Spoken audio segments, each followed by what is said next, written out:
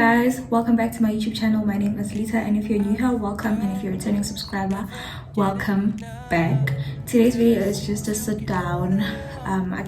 Is it a get ready with me? I think so, but basically it's just a sit down video. I'll be doing my makeup, and I just thought of something that we could discuss, so I can just chew your ear off a bit while we talk about relationships. Yes, I said it. We are discussing relationships today. So basically, we're just gonna be having this discussion. I can't say it's a conversation because you guys are not gonna be, responding, but I do hope that you respond in the comments, okay?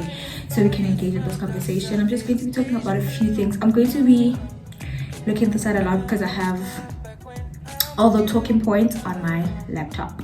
So yeah, first I'm going to start off with my primer, and yeah. So basically, what is it that we're going to be discussing about relationships? Basically, the difference between dating and being in a relationship. So I don't know if I should, I'm not quite sure if I should, say all the talking points, or I'll just say them as I go along. I feel like maybe I should do that. I'll just say them as I go along, because in case I want to add some things, you're not looking at me like, girl, that wasn't part of the talking points, So yeah, I'm just going in with my primer, and I'm going to be looking down as well because my mirror is here, so please don't mind all of that. But yeah, I'm going in with my primer. It is not a mattifying primer. It gives like a very dewy look, and yeah, it's got the consistency of like a jelly-like consistency, so it's not mattifying at all.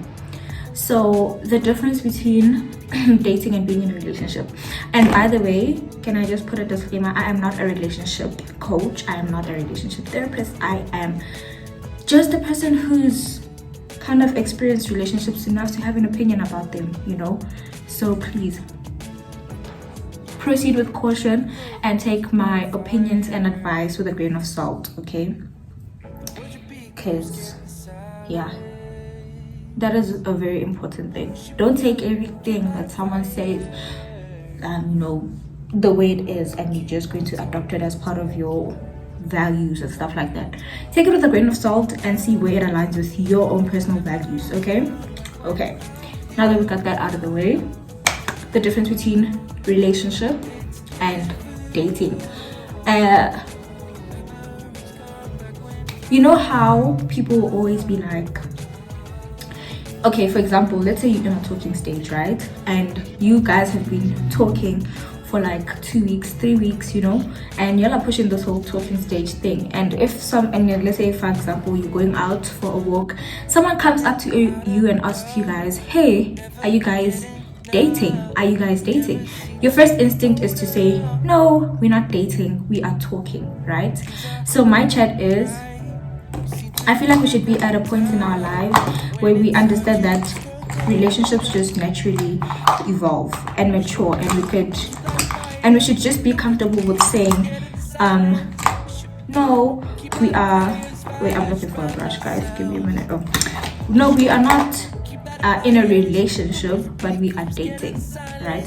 I know it sounds confusing because a lot of people will be like, but isn't that the same thing? It's not. A lot of people will be like, oh, I'm done with relationships, so now I'm just in the dating scene.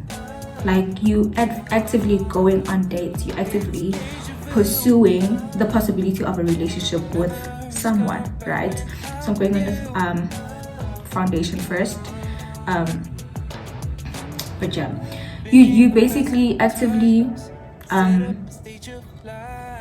pursuing a relationship with someone, like or the possibility of there being a relationship.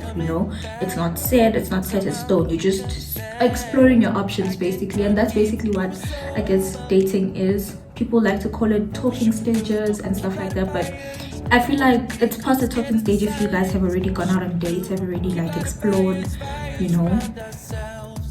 certain avenues of what your relationship could look like if you do decide to go that route. So that's my opinion of the difference between a relationship and the dating phase. I feel like in a relationship, then you kind of you can say, oh no, this is my boyfriend. Like, there's a title established to your relationship, or the nature of your relationship now has like a title. You can call it something because it is something at that point. Whereas when you're dating, you're just like, no, this is just someone I'm talking to, or you could, like, it's very complicated, so I feel like to uncomplicate the complicated, just be like, no, we are dating, in the sense that we are exploring the possibility of a romantic relationship, because we are actively going out on dates, actively trying to get to know each other, actively exploring what this connection could or could not be. That's just my personal opinion, and I'm going to be adding my personal opinion after every sentence, because I know how people view the like, but that's not how. This is my opinion, okay? Take it with a grain of salt. But anyway, so now that we've kind of like explained the difference between dating and being in a relationship, I'm going to be basically letting you guys know the different categories or do's and don'ts and stuff like that about being being in the dating phase and being in an exclusive relationship. So I'm going to do my under eyes with some concealer and just highlight parts of my face. So the do's and don'ts of the talking stage, quote unquote, dating. Exclusivity, when can it be established? So my thing is, I feel like it's supposed to be like something that you mutually discuss. You can't just now assume that the relationship or that you guys are dating exclusively because y'all vibe like that. Yeah, there's some people out here that will still like explore, or not even explore, like they'll do relationship orientated stuff, like you would assume that this is actually like a boyfriend girlfriend relationship. They call each other pet names and all of that stuff, go on dates, and they've kind of just assumed the role of girlfriend and boyfriend within that relationship, but there hasn't been any set level of like exclusivity. And what does exclusivity mean for not in a relationship but when you're dating? It means that you've now kind of stopped scoping the area, because when you're dating, you're obviously going on dates with multiple people. You're trying to see who compliments you better. You're trying to see how or what you like, in certain people. So when you now establish an exclusive relationship or exclusive dating phase, you kind of now say, oh, okay, I'm done searching, basically. Like, now I want to see where we could take this connection further as individuals type thing, because now you've kind of getting rid of the third or fourth parties that you may have, because now you're like, okay, fine, I actually want to see where this connection is going, and you kind of you basically, you're exclusive. I don't know how to explain it, guys. I think you understand the point I'm trying to put across. Like, you're exclusive, this is my person, I'm their person, and we're working on getting to know each other better before we can like now fully be in a committed girlfriend boyfriend relationship, so there's stuff like that, like how one can establish that exclusivity. I feel like it should be a conversation that two people have. Like, okay, listen, we've been talking for some time, we've been going on dates, we've been exploring this connection. I feel like now we can take it to the next step and let's be exclusive. Like, I don't want to see you with anyone else, that type of a thing. When you're in a talking stage, and then how you always be like, I know I'm not your boyfriend, I know I'm not your girlfriend, but I don't want to see you with anyone else, type of a thing. So I feel like that's what exclusivity means in the dating phase. You kind of know that, okay, this is the person that I really want to push probably being in a relationship with them in the long term with, but we're still trying, we're still getting to know each other. My nose looks crooked. Wait, give me a minute. Yeah, you're still trying to get to know each other. You're still trying to figure out if really it is what it is, you know, if you really think that that connection is worth exploring in that sense. So yeah, that's my 2 cents on exclusivity in the dating world. I feel like it's something that two people should discuss openly. Just be like, you know what, I actually like you and I really want to see where we could take this. I really want to see where this could go because I like you like that, you know. I like you in the relationship sense now. I don't want to see you with anyone else. And, you know, I want to see where we could take this. And if that person now is like, I really don't want to be exclusive, then you kind of know that, you know what, you basically weeding out bad rubbish, because then you know, okay, fine, this person is not serious about this connection like I am, so deuces. And then you can kind of carry on about your day and your life, because now you know, okay, this person is not serious about me like that, you know, they don't view me like that. So now you stop wasting your time on connections that won't go anywhere, basically, you know. And now the second thing is like activities and outings in the dating scene. I feel like, you know, because now you're dating, obviously you're trying to find ways to spend time with this person and to see how the connection can grow, you know. You try to see what this person likes, you know, you visiting different restaurants, and there are a lot of things. And I feel like especially in the dating scene, we should stay away from like dinner dates and stuff like that. Not saying that you shouldn't, to each their own. If you like eating, go eat with your man, and you know, see how that is, because that's something that you like, that's something that you want to explore as an individual. That's what you call a date, right?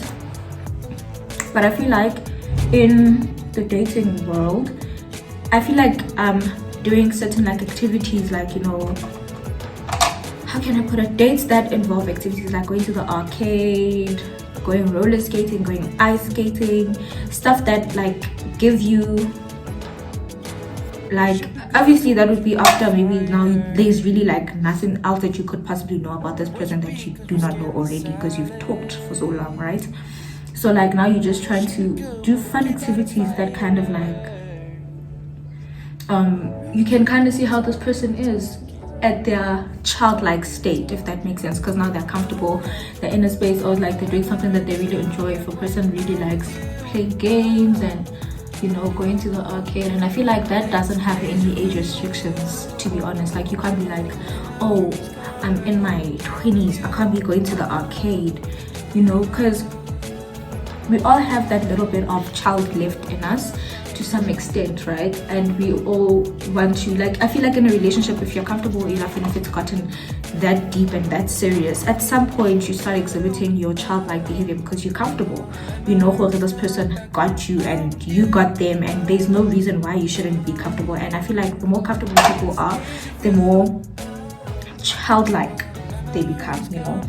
So activities like that, I mean, obviously there are people that like going on dinner dates, and I'm not saying don't, like, obviously you can't always be going out to bounce and the arcade and stuff like that. Like, yeah, sometimes you just really want to have intimate and deep conversations with that person, and half of the time you'd have those conversations during dinner dates and stuff like that. But for like light-hearted conversations, you'd just be like, oh, let's just go on an arcade date, you know, let's go play games, you know, let's go on a picnic, you know, simple stuff that don't really require a lot, you know, but they still mean something, because then you would have been like, oh, actually I did spend time with this person and I learned XYZ about them, you know.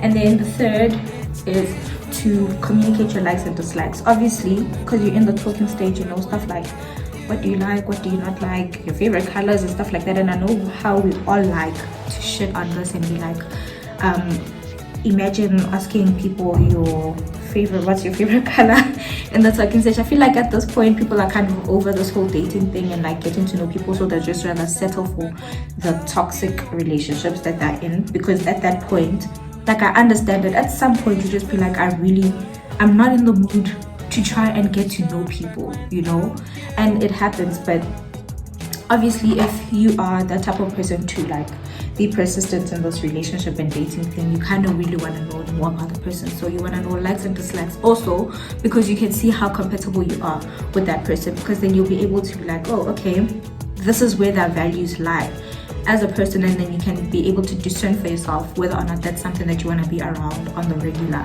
you know.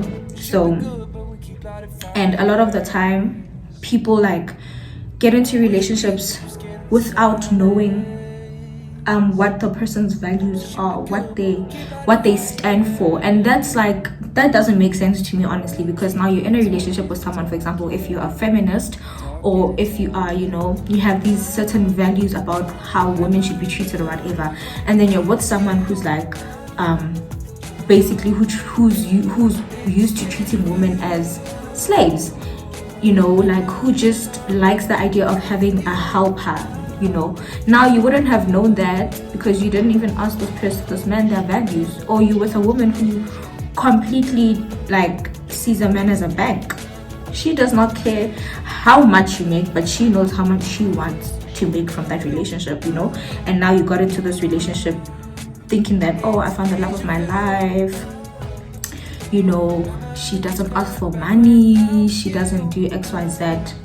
She was waiting to be called a girlfriend. Now she wants girlfriend allowance. What are you gonna do about it? What are you gonna do about it? You know, like, so really get to know someone for the values that they stand for, stuff like that, because now you don't want to find yourself in tricky situations. Now you have to alter your lifestyle because now you're fitting someone into something that they shouldn't even be there in the first place, because you did not discuss how they could fit into your life, because you didn't ask about their values. Now you're out here suffering. And you know, this whole phenomena, I don't know if I can call it that, of men being with women out of their league, or you know, women that are not within their budget, as some people will say it, because now you went ahead and you got into a relationship prematurely without knowing that this lady likes money, you know, she likes soft life, you know, or rather champagne, you know, she wants 100 roses, you know. you didn't suss all of that out. You didn't, you know. Now you're stuck in a relationship with a person whose values don't align with your own.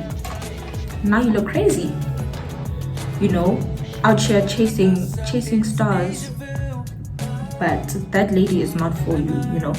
And it just creates so much resentment as well in the relationship as time goes on, because now you're like, oh my gosh, this lady doesn't love me, she's only with me because she wants things out of the relationship with me and stuff like that. But that's really not the case. You just didn't ask in the beginning what she wants out of a relationship. That's on you. And now I'm not saying the lady would be justified by wanting whatever it is that she wants. Like I said, to each their own. If you want to get into a relationship because you solely want money, you know. So if you are used to transactional relationships, you're going to find your perfect match, the same guy who also wants a very transactional relationship. He wants the cake, you want the money.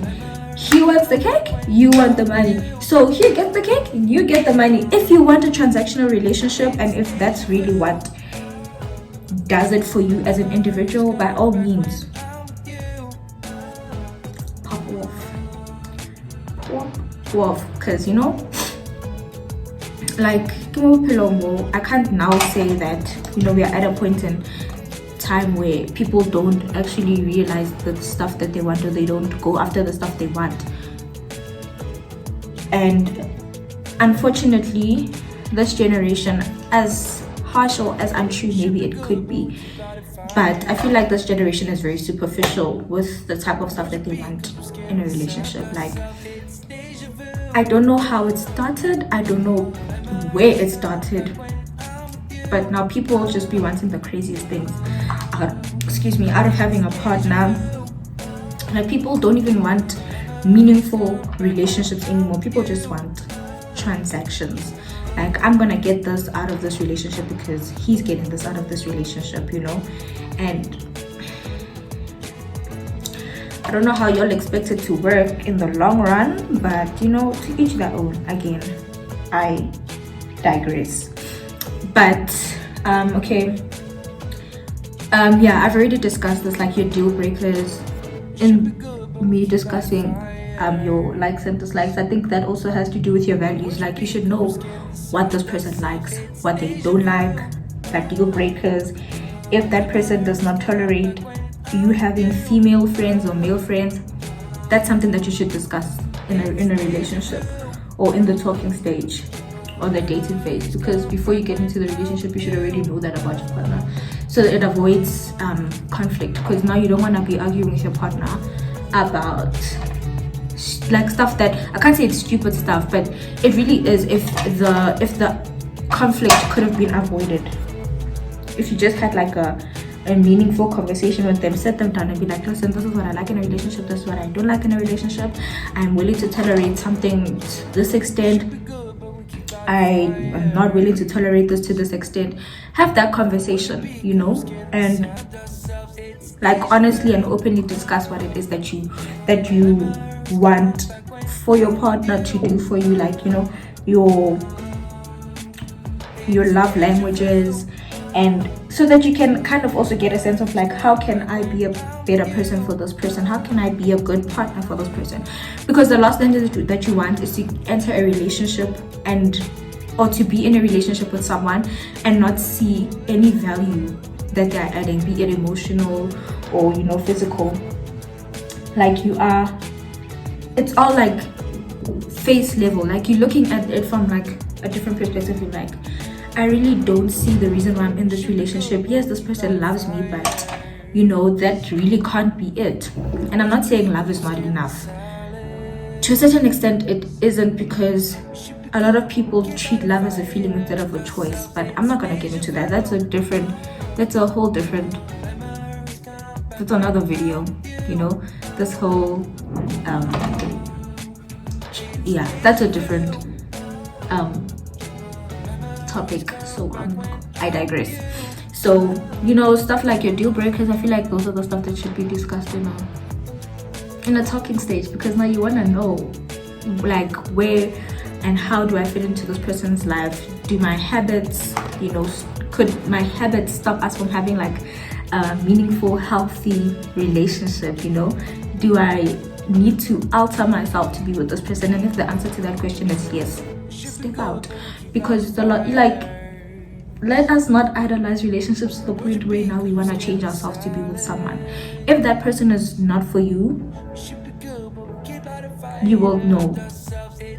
Like, why should it get to a point where you are changing your habits, you are changing the people that you hang around with, you're dropping your friends for a man or a woman, people that have been there before that person came into your life, and now you're changing your whole lifestyle for someone who could be temporary. That's the sad part. That person's life, I mean, that person's position in your life is not set in stone, you know. They could leave. Then what?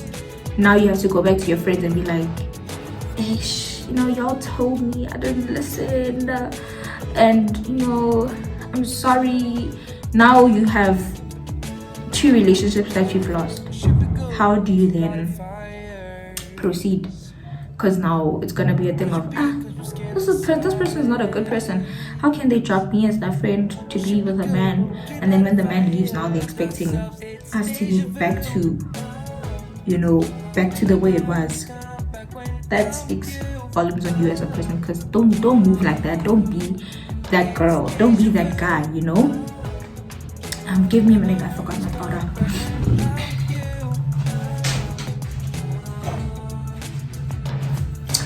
But yeah, basically, like, don't be that type of person that's gonna alter themselves to be in a relationship just so that you can fit in someone who's probably temporary. If that person is supposed to be permanently in your life, you don't have to change much. You don't have to change much, honestly speaking, because that person already fits in your life. You know, they make sense. You can understand why they're there. Okay, and now moving on to relationships. So the one pattern that I've noticed about people getting into relationships is that consistency is not a thing. non-existent. Oh, you thought you were gonna get into a relationship and you know, have the same level of attention that you had in the talking stage.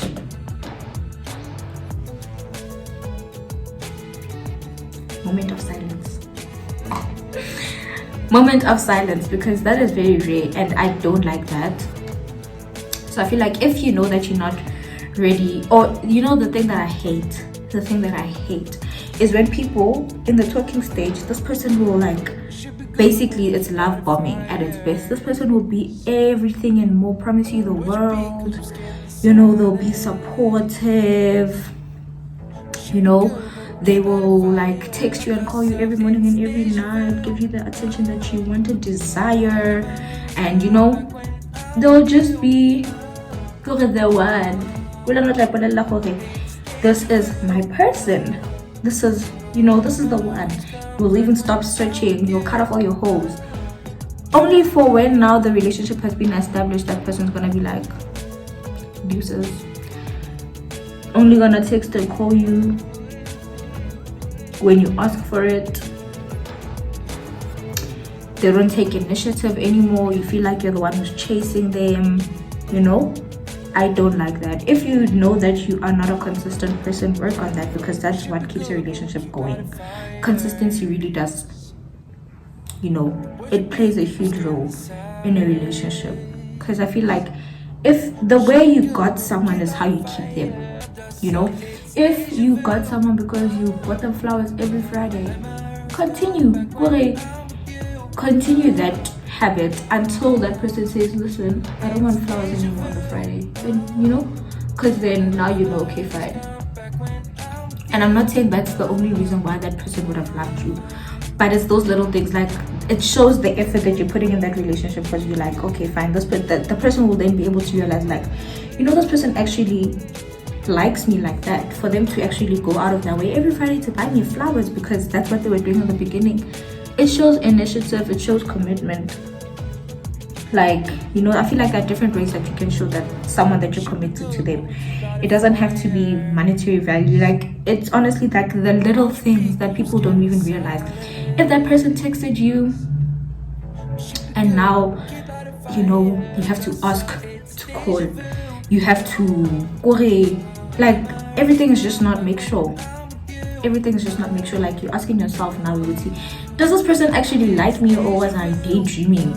You know, did I imagine this connection? Because now you'll be in the relationship and you'll be asking yourself, something doesn't make sense. Like, I feel like I'm begging to be in this relationship. I feel like I'm putting in more effort to be in this relationship. I feel like this is my relationship and they are catching the train on this relationship. You know, you're driving that relationship to be one. That person is just a passenger princess in that relationship. Like, there's no initiative. So I feel like consistency really plays a big role. Like, a big role. Don't stop calling her baby now because she's your girlfriend. I mean, I don't know who does that, but you know, I'm just trying to give you examples. If, you know, you called her love of your life in the talking stage because you were trying to get her, you were trying to keep her on lockdown, and now you got her on lockdown, now you're just like, yeet. Don't do that. Don't be that person, you know.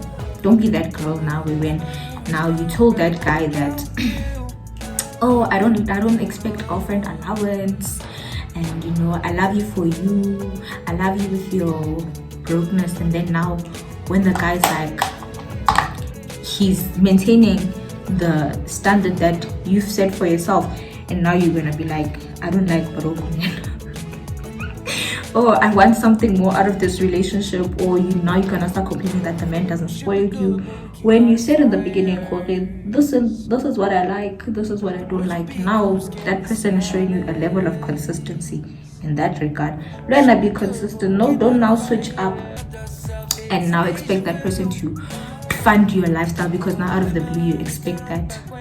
Kanjani, how? It doesn't make sense, you know. So yeah, consistency. Second is communication. Same thing. Like, I feel like communication is dependent on consistency, because now if you guys are used to talking, you know, like, you talk about everything, there's nothing that is unsaid for in your relationship, everything is like on the table. keep it on the table like that. If it's on the table on the talking stage, let it be on the table in the relationship. Like, it shouldn't change now that the person identifies as your girlfriend, you know. Yes, she's your girlfriend, so like, you know, maintain the same level of communication. You are out here grafting. Also, girls, you're like out here working. You know, you were not playing hard to get. You were giving this man attention. You were talking to him about everything. You know, maintain the same level of communication. I feel like that's very important. And most people, they just like, communication becomes only a thing when there's an argument. That's what I don't like. Is when now, because now you're like having a disagreement, now you're gonna be like, babe, communication is important, communication is important. Don't you think that that argument would have been avoided if you had prioritized communication? Because then at that point you would have been like, this is what I like, this is what I don't like, this is what I expect, this is what I don't expect, this is X, Y, and Z.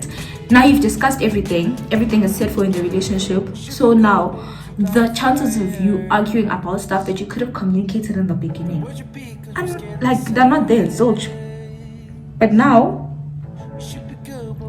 you're arguing about things that communication could have saved you from arguing about. And now because you're arguing, you're gonna be like, communication is key, we must talk about. Be for real. Be for real. That's all I'm gonna say. Like, if you're going to prioritize communication in an argument, make sure that you're reiterating the first point that you made when you were prioritizing communication in the talking stage, and you know, before the relationship even got serious. Because now you're going to start saying communication is important. Yes, it is, but communication can also save from disagreements. Because also, if there is a disagreement, you have spoken to your partner about how you handle disagreements, how the person wants to be spoken to, how the person wants to handle their grievances. Something that communication would have helped you resolve faster, instead of now you are arguing with your partner for 2 weeks on end about something that could have been resolved in 2 hours, because you just don't know how to handle your partner when you do something that they don't like, or they don't know how to handle you when they do something that you don't like. Now it's just awkward, you know. And yeah, so, and the next thing, past experiences and how they influence current relationships. So my thing is, you know, this whole thing that they say that the hardest thing is a healthy relationship after a toxic one. They don't lie. They are not lying when they said that. Like, the person who put our feelings into words, saying that, they're really in that bag, because it's so true. It's so true, because now imagine you are entering a relationship with someone who comes from a very toxic relationship where communication wasn't a thing. If there were arguments, like love was withheld, and they're just in a very hurtful, abusive relationship, emotionally abusive, and now you're asking yourself, what did I do to this person? Because now you're asking, like, you treat them well, you know that you actually love this person, but now insecurities from the past relationship starts rising up. This person asking himself, this person probably doesn't even like me, and now they're projecting all their insecurities from the past relationships, all their experiences from the past relationships into this new relationship, and now you don't know how to handle it. My chat is, if you know that you haven't healed from a toxic relationship, don't enter a new relationship. Don't enter a new relationship also with the hopes to heal coping, because that's how the whole rebound situation comes about, because now you would have healed and now you've subjected another person to the level of toxicity that you were exposed to prior to that relationship. Now that person has a bitter taste in their mouth because you left it there, because you had a bitter taste in your mouth. Now that person is also going to leave a bitter taste in another person's mouth. It's like a domino effect, you just keep hurting. Like this whole phenomena, or this whole saying that hurt people hurt people, it's true. Like, because you were hurt in the past, obviously it's inevitable that you're going to end up hurting someone if you do not take the time to heal from the hurt that you felt. Because now that person that hurt you, they are not even in the picture anymore. You know, they are living their life, they're onto their next target, they are victimizing someone else. Now you leave that relationship and you carry that burden, that hurt, that betrayal, or whatever it is that you might have felt, and you're bringing it on to the next thing. You're carrying it over, and now it's going to be even more hurt for the next person, because now they don't understand what they did to deserve that type of treatment. Now they are suffering for someone else's transgressions, and it's not fair. Like, heal, guys, heal. And I'm not saying there should be, like, there is no set time for healing, especially for women, because most of the time when you exit a relationship, you have done so mentally a long time ago. Women don't leave the relationship as soon as they don't just wake up and be like, I'm done. It takes a lot for women to leave a relationship. It really does. Like, a woman would stay with that man for 3 years, 4 years, knowing, you know what, she's building a case. She's building her case. Her heart and her mind are arguing day and night. The man's like, girl, this is not good for you, leave. The heart's like, but I'm not ready yet. Like, I still love this man. And now, the moment the heart and the head are like, it's time. And now the guy will be like, I don't understand how it happened. I don't understand how we broke up. We were going good. We were going strong. I really loved you. Yada, yada, yada. And then those girls sitting there like, are you dumb? Do you know what I've been through? Do you know what I've experienced? I can only take so much. I'm done. Peace. You know? And then what? Now the guy's confused because the girl just up and left. According to them, she up and left. She just woke up and decided, you know what, I'm done with this relationship, not knowing that there was certain stuff that were not being dealt with in that relationship. And brings me back to communication. That could have been solved if you just listen. Like, if you feel like you have healed to a certain extent, but you feel like there are certain things in that relationship that can, in your healthy relation, certain things that can trigger you in your healthy relationship from your past relationship. I don't know if that makes sense. You just sit down with your partner and be like, listen, I've been through X, Y, and Z. And I know even if you may do X, Y, and Z, your intention might not be to hurt me. But because I've experienced ABC, it hurts me knowing I've experienced this in this way, and you projecting that type of feeling is triggering an emotion in me that I do not understand. And I know where it comes from. I don't know why this action is making me feel this way. But just be mindful of the stuff that you say, the stuff you do. Have that conversation. Talk to the person, be like, listen, I love you.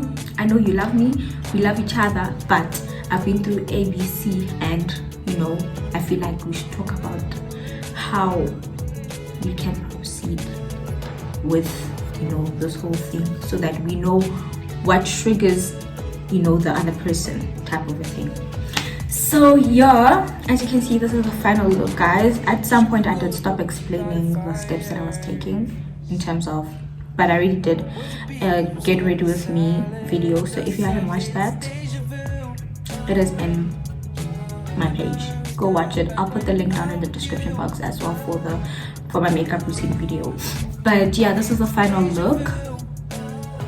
And yeah, I hope that this discussion has kind of like given you insight on a few things as well, because I feel like I really wish someone would have sat me down and had this type of discussion with me before I started exploring this whole relationship and dating sphere, because it would have saved me from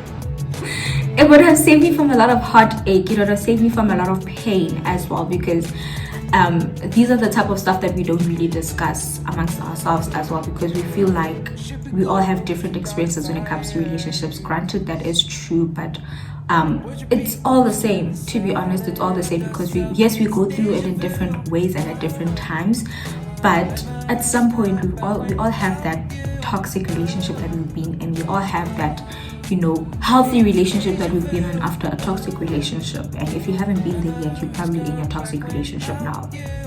So maybe make it untoxic by having these tough discussions and conversations with the person that you're with. But anyway, that is it for me today. Thank you guys so much for watching this video. Make sure that you like, comment, and subscribe. And I hope to see you guys in my next video.